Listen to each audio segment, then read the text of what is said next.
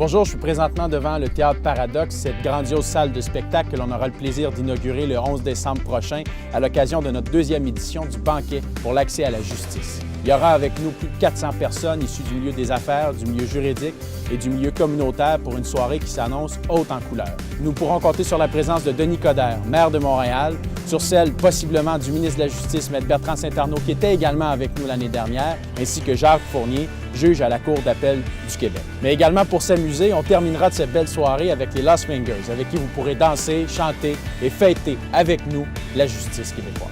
Enfin, lors de cette soirée, on remettra le prix Louise Boyd à un étudiant en droit qui se sera démarqué tant par son implication communautaire que par l'excellence scolaire. Ça fait 4 ans que Jury Pop existe et c'est grâce à votre soutien que l'on a pu grandir si rapidement et aider autant de citoyens. Jury Pop, c'est le rêve fou qu'avaient des étudiants en droit, puis des avocats, que l'on puisse travailler ensemble pour avoir un réel impact dans la vie des gens qui se voient refuser l'aide juridique gouvernementale. Jury Pop, c'est aussi des projets, comme le Caravane contre l'abus des aînés, le concours de plaidoirie dans les écoles secondaires et les cégeps.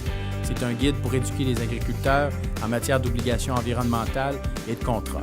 Jury Pop, c'est aussi la chance de débattre pour des étudiants lors d'une émission de radio qui s'appelle Droit de cité, en partenariat avec le Barreau du Québec et la station de radio CIBL.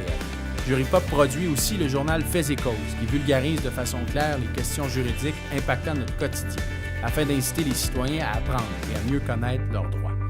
C'est aussi Jury Pop Affaires pour les travailleurs autonomes, les très petites entreprises et les organismes à but non lucratif. Mais on a aussi à cœur de favoriser la participation des citoyens et l'apprentissage de leurs droits. Et on le fait grâce à des conférences, à notre journée de la justice ou encore grâce à la mise sur pied du Fonds d'aide aux citoyens en matière municipale.